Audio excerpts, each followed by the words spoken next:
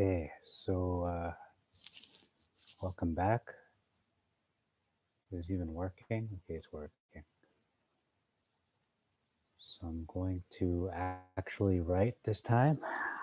But before I write, I listen to what I gave last year. And I think the important thing for me to remember is to contrast or to point out what uh, the Messiah, what the Anointed One brought. Uh, Joshua, the Anointed One, what he brought to uh, in regards to meekness. So I'm going to put here, what did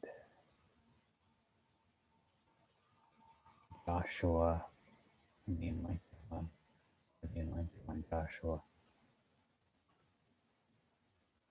bring, or bring, can I say bring, or in regards to meekness? He lived it big time. I think Isaiah is very demonstrative of this. So I'm going to listen to this message. It is 8 minutes, so here we go. Hopefully it's loud enough so I can hear it myself. This was given April 18 last year. Okay, shalom. So I'm just going to mention previous videos about Erech Apayim, Erech Ask. And Christians, they give a pretty good explanation that the Apostle Paul uses the word macrothumi in Greek, which comes from the words great and thuo, great sacrifice, which would suggest a patient endurance. So without taking vengeance.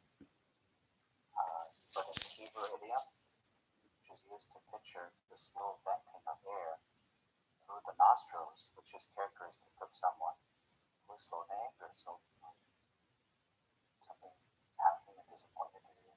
Usually makes you upset, but you're just like, just take it, slowly. The idea implies that you're not easily offended by the faults and character defects of others. You don't let it offend it. Just as Elohim graciously overlooks our sins in Yeshua, since long suffering, or Erech is an attribute of Elohim's mercy, is a part of his essential character, and therefore Paul later writes that love, Anavah, or agape is Erech is long suffering. It's one of the attributes of Anavah, of love. Another word translated as long suffering is the word patience, which in Hebrew is sabanut, or suffering.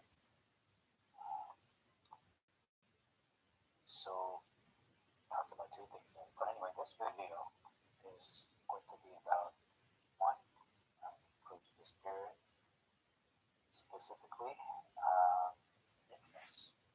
Meekness. We'll read from here, for Christ, which says humility. Hebrew is Anavah, implies a sense of inner poverty. Okay, you gotta pause it there. So Hebrew describes humility in Hebrew as Anavah, which means an inner humility. What did they say? I didn't even get that. In Hebrew is Anavah. The Hebrew word Anavah implies a sense of inner poverty. Inner poverty, okay. So that just calls to mind how, the Anointed One Joshua came here for the poor, the blind, the sick, etc. And not only those who are physically poor, blind, sick, but I also believe for the spiritually poor, for the spiritually blind, for the spiritually sick, especially. I believe that is a greater and more impactful type of blindness, poverty, and sickness is the spiritual kind. Because one can be healthy physically, they can be rich materially, they can have their sight and so on. But if you are spiritually corrupt or poor, if you are uh, spiritually sick in the head or in the heart or in the mouth, or if you're spiritually um, it's going to affect your physical. So I think the spiritual is much more that is much more, it's on a higher plane, I think. So that's just my aside. So I think that's what Yeshua brought regards to that. There's the spiritual aspect. So I'm going to write here, spiritual aspect of spiritual poverty, blindness, and sickness. I should say he didn't bring that. He came here to solve those, to address those, to address the. Okay, so let's continue on. They can only be healed by giving and serving others. Can only be healed. Blessed are the poor. Can only be healed, which can only be healed by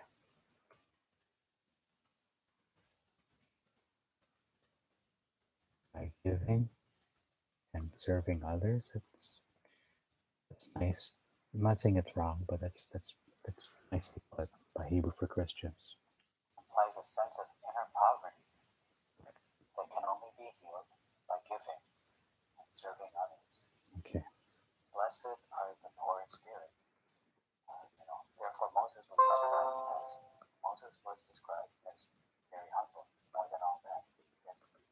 Anavah. Translators of the Torah into ancient Greek show the word Herodes to describe Moses' humility or meekness, a word that suggests moderation, gentleness, even the inability to get angry. So it kind of gets modeled in Greek, to be honest. Likewise, Yeshua described himself as an ungentle, hurting soul. The Greek word therefore indicates moderation and courtesy, by esteeming others as worthy of honor. Humility in this sense means being teaching. So King David said, the sacrifice that God desires is a broken heart and spirit. To make that, which indicates humility. It's like you're brought low. You are, what's the word? Not exalted, but you are debased, or you are spiritually lowered. I guess abased. Not sure what the exact word is, but let me just rewind a little bit there. The Greek word therefore indicates moderation and courtesy, by esteeming others as worthy of honor. So moderation, courtesy. Moderation, courtesy, esteeming others, honor. These are all very good traits for anyone to have. Hurting soul. The Greek word therefore indicates moderation. Let me just rewind that. I didn't hear that thing about the soul. Moderation, gentleness, even the inability to get angry. Inability to get angry. Kind of gets muddled. Yeah, I don't think it is the inability to get angry, because one can still be humble, yet there's a right time to be angry. It doesn't mean just because you get angry, you're no longer humble. I mean, look at Moses, the most meek man on the face of the earth. Yeah, he did show displeasure and was disappointed with the Israelites on several occasions, and you know what? Doesn't cancel out his humility. It just means and it doesn't detract from his humility. It just means you're allowed to feel certain things, because that is the proper reaction for a humble man not to react properly makes them wicked, I think. You need to address a situation in the right way, um, at the right time, and so on. Likewise, Yeshua described himself as a gentle and lowly in heart, So, who offered rest for the burdened soul. and even the anointed one, Joshua, he was humble, probably one of the most humble people as well, but he still got angry at the Pharisees. He still, did what was right at the right time for the right reason, according to the standards of Elohim, because he was Elohim. Um, there's nothing uncharacteristic of somebody who's humble showing indignation or showing, taking the right actions, or maybe using words that may sound harsh at the time, but unless you are firmly grounded in the Torah and the commandments of Yah, it won't make sense to you. You're going to be all thinking about emotions and just not using logic or not using spiritual wisdom. You're going to think about things, like the way that those who are godless do. Just everything is right and everything's acceptable. No. The Greek word, therefore, indicates moderation and courtesy, by esteeming others as worthy of honor. As worthy of honor. Humility in this sense means being teachable. So if you're a teachable person, you're open-minded, you are someone who has Anavah. Okay, teachable. Being teachable. So if you're a teachable person, you're open-minded, you are someone who has Anavah. And you're open-minded towards others. The humble and meek soul has the courage to ask Jehovah, search me and know my ways, test me. Humble and meek soul has the courage. Courage linked with Humility in this sense means humility. teachable. So if you're a teachable person, you're open-minded, you are someone who has Anavah. And you're open-minded towards others. The humble and meek soul has the courage to ask Jehovah, search me and know my ways, test me. To ask him, search me and know my ways.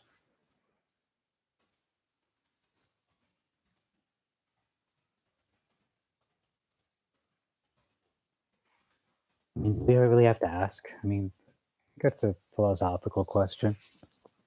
Do we really have to ask the creator of the universe and all life, search me and know my ways? I mean, we don't.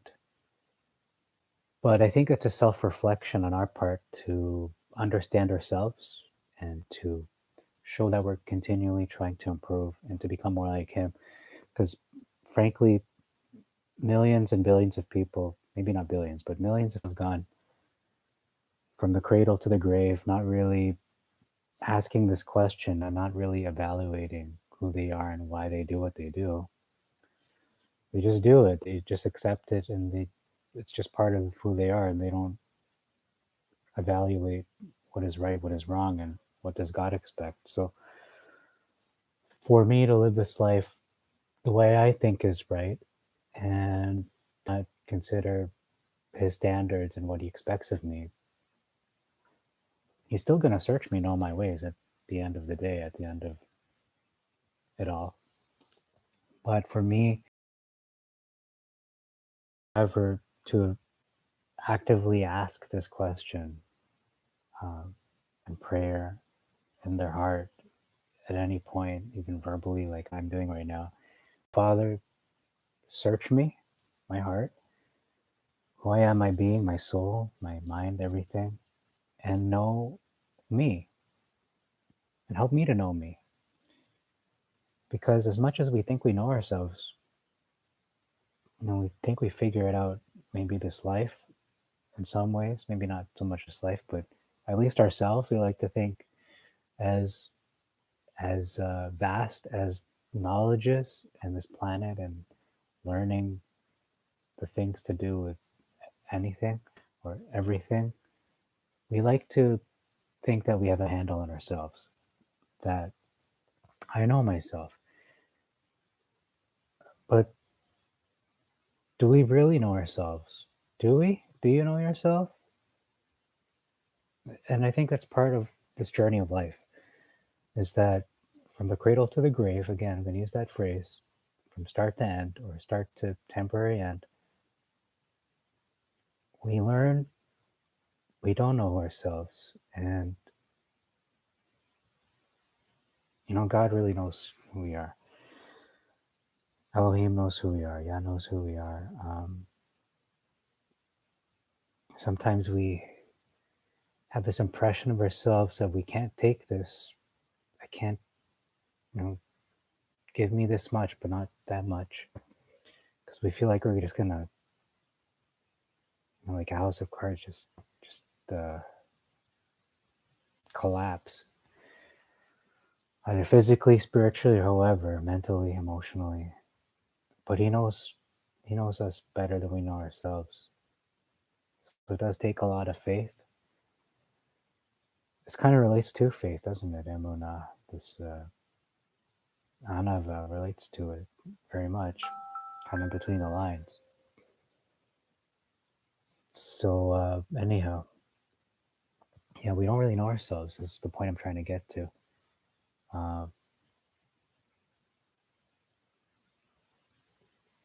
Maybe at the end of our lives, that's the epiphany we all realize, is that this is who I am, for better or worse. This is what I've thought, what I've wanted, what I've said, what I've done. And you have to live with those decisions, good or bad. You got to own up to it and be accountable and say, okay, I made this mistake, and God forgives me, or I've asked for forgiveness and I'm repentant, or I'm not, or whatever. Or I've done something good and I live with that, and I've blessed others and others have blessed me. And you just hope God will judge you. He will judge us righteously, but you just hope that his mercy will be extended. And we just, he is a merciful Elohim. And as much as we like to think of ourselves as righteous and merciful, he is way more. Not that he's going to tolerate sin, but he's going to do what is right for all of us all the time. So let me just continue. There's only, I think, 5 minutes left in this video. So let me just try to finish it up here. And open-minded towards others, the humble and meek soul has the courage to ask Jehovah, search me and know my ways, test me and know my thoughts, and see the wicked in me. Lead me in the way everlasting. Oh my goodness, humility is not okay. There's a lot there. And open-minded has the courage to ask Jehovah, search me and know my ways, test me and know my thoughts, and see the wicked in me. See the wicked in me. Lead me in the way everlasting. Oh my goodness, humility is not a weakness. Okay, lead me in the way everlasting. So that is from Psalm 39. Did I get that right? Psalm 39. And open-minded towards others, the humble and meek soul has the courage to ask Jehovah, search me and know my ways, test me and know my thoughts, and see the wicked in me. Lead me in the way everlasting. Psalm 139. Humility is not a weakness. 139. So humility is not a weakness. That sounds like another point. That really should be another point. We're just making number 2. Humility is not a weakness. I think a lot of people in the Western world take it as that, whereas in the Eastern world and so on, it isn't a weakness. It's actually a strength. It's showing a lot of self-control, showing honor towards others. It's just custom. It is culture. It's nothing wrong with that. It actually makes you better. But if you are not humble, showing weakness, showing lack of self-control, showing lack of respect, and your place in society is just gonna, go swan dive there. On the contrary, it is a sign of spiritual weakness to be proud. Yeah. On the contrary, it is a sign of spiritual weakness to be proud. Okay, so I've said a lot of stuff that is not in this text in my script, but I think it's too kind of off track. So I'm just gonna stick with what I've said here and build on that Self-serving, where appropriate. spiritual strength to be humble. Please test me and know my thoughts and see the wicked in me. Lead me in the way everlasting. Psalm 139. Humility is not a weakness. No, on the contrary, it is a sign of spiritual weakness to be proud and self-serving. And Spiritual strength to be humble. Self-serving. I think this is all from Hebrew for Christians. They did a great job presenting this.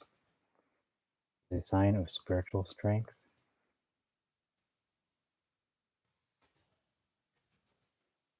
Be humble. I think that's pretty straightforward. I don't know if I have to write that. See the wicked in me. Lead me in the way everlasting. Psalm 139. Humility is not a weakness. Okay, I'm gonna just go in closed captions and then put it a little slower because it's going a little too fast. It's a sign of spiritual weakness. Be proud. It's a bit better. Self-serving. Spiritual strength to be humble. Humble. In Pirkei Avot, I don't know what that is, but the sages rhetorically ask, who then is wise? And answer, the one who learns from every man. The Jewish tradition,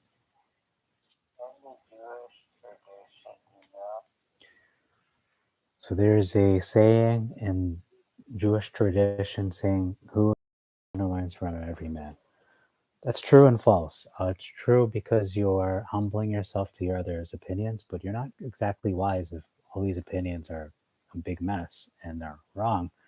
No, you're not wise in that respect, but you're wise because you exercise humility, but you need to exercise wisdom to be able to filter what is correct, what is not, based on, again, the Torah, which is really the pinnacle of wisdom and perfection and love.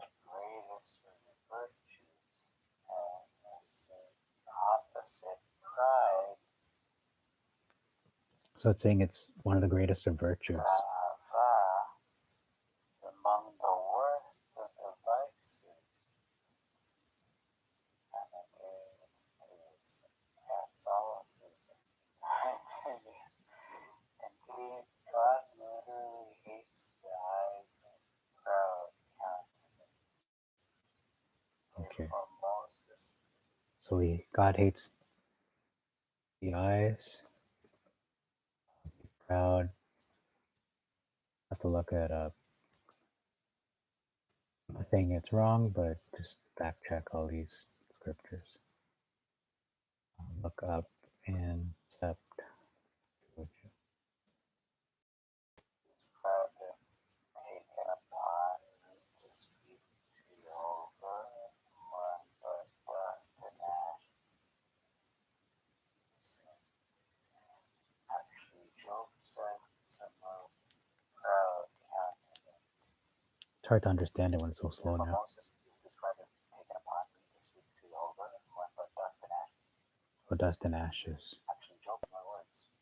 So we're going to continue looking at this word, Anavah, Hebrew. Hebrew strong, 6038. And I was reading a book by Joel Richardson talking about the Middle Eastern customs, how when they describe themselves or they address their guests or people they interact with, they are very, very humble. They kind of use hyperbole, not kind of, but they do. They use hyperbole in a cultural fashion. So if someone were to be invited to, if someone came over, you had a guest, you'd say, "Welcome to my house. You can do whatever you like in this house. Feel free to eat whatever you want. If you want, burn my house. You can take my kids," or you know what I mean? Like, they don't mean that literally. It's just showing how amenable you are. So when King Herod said, "Oh, you can have half my kingdom," he didn't really mean half his kingdom. He just meant you can take a lot.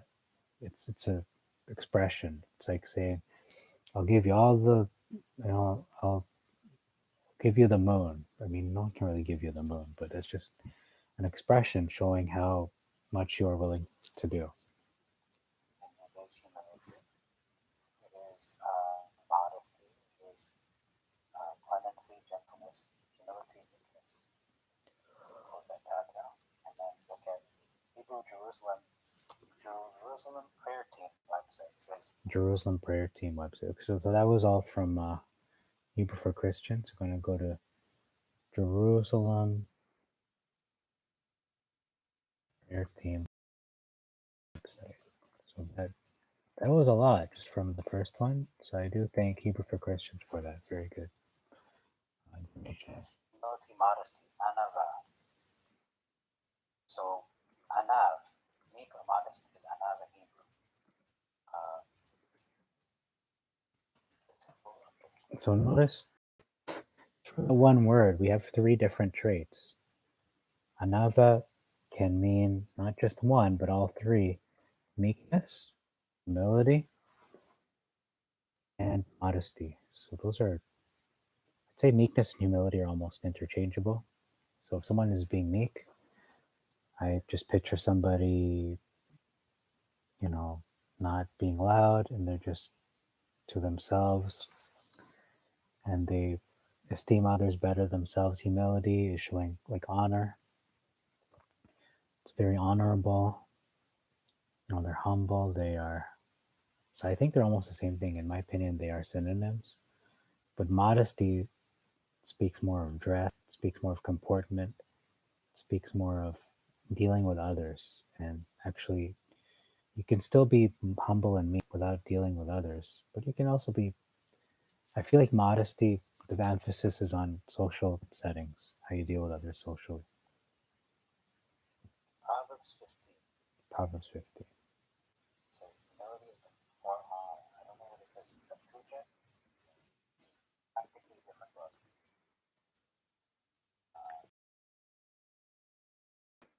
I might have a lot of words. I was already, so I was already looking at the Septuagint at that time. Um, I'm not sure when it really took on. Maybe it was when I started, going from Genesis 1, but even before that, I was brainstorming about a Septuagint, but it wasn't because of me. Proverbs 1533. The word yirah, fear, it's not the same fear that comes to mind. You're,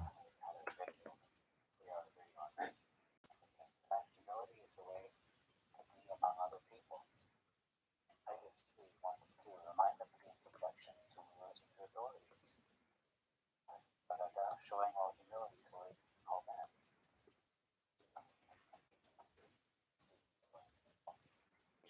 and then Titus is talking about respecting authorities, that we should respect them, but it doesn't mean you obey them if they tell you to do something wrong. You should show respect and not repay evil for evil. So, in the case of a government that is imposing unfair laws upon you, you don't repay evil and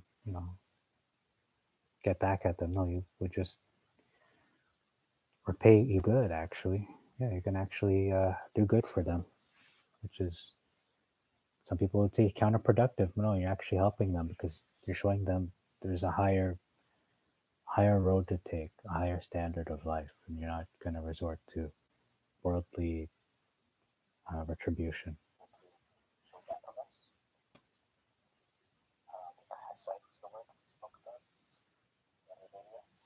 Showing all humility. Of the entire Bible, only one person, Moshe, Moses, was characterized as a man, being humble. So out of the entire Bible,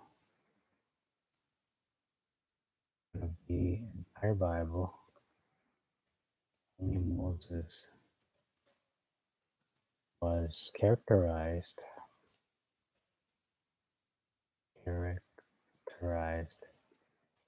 as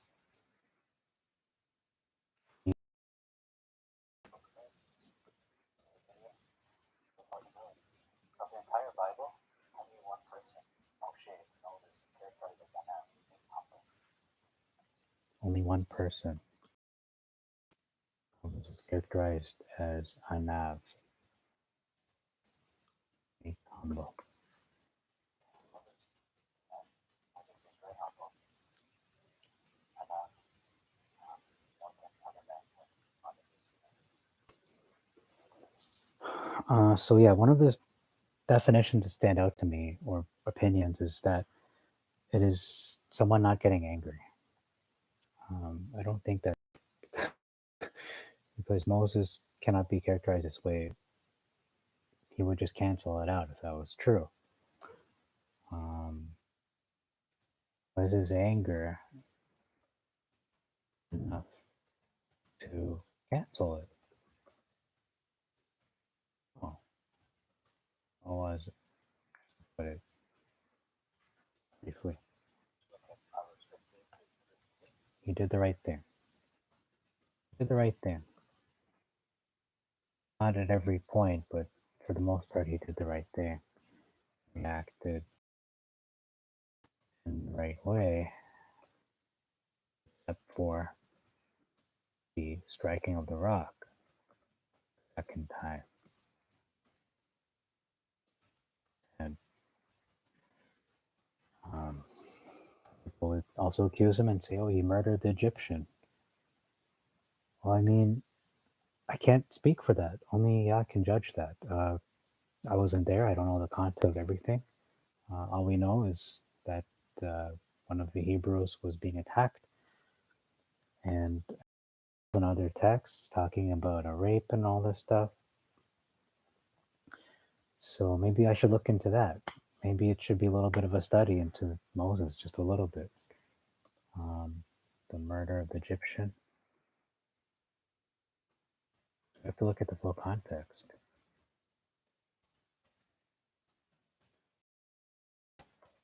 So I think it's in Jubilees or Jasher. We do have a fuller idea of what happened. And it makes more sense that Moses would do that. It's not that he's just bloodthirsty. No, not at all. We know he's a righteous man. And it's uncharacteristic for a righteous man to behave wickedly. And I don't believe he did that. He just, based on the laws of that society in Egypt, he could not, he had to seek refuge. Although maybe that wasn't a law, but that's what you're supposed to do. You got to get out of that country, be extradited until the time the ruler is dead. And you know what? I was thinking about the situation the world is going through right now, and thinking about that, and a lot of us have been thinking about this.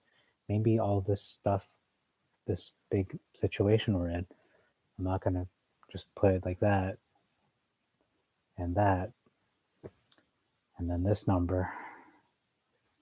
Maybe it'll all be gone when the administration changes in the United States, for example. Perhaps they elect someone else, or someone else comes to power. Whatever happens, that could change everything, and it might take a while. But I think the world will there'll be a ripple effect.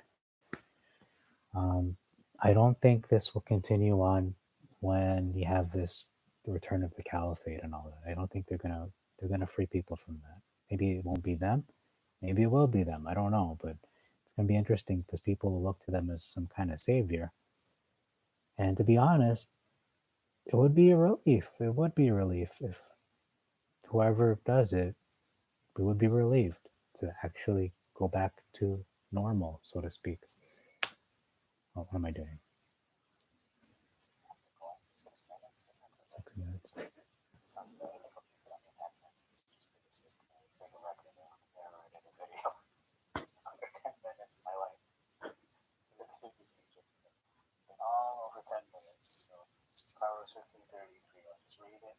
Let's get done with it. And you can see it. The video is not helping. Okay. First honor will correspond therewith. It doesn't say humility. go. We're past 10 minutes. There's a problem here. Houston, we have a problem. It's not what it says. So let's look at Numbers 12:3. Numbers 12:3. Still says Moses is humble. Hopefully, hopefully it does that. Moses is humble. Hopefully he's still humble. Pretty sure it says humble. But yeah, they're over 10.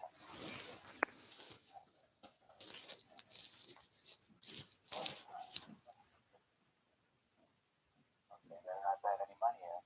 Then, where am I?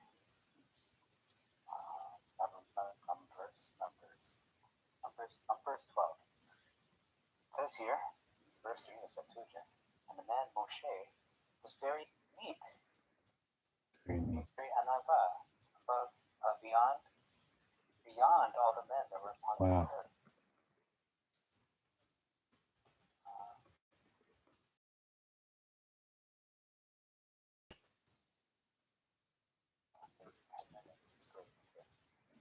So let's do that inside the video.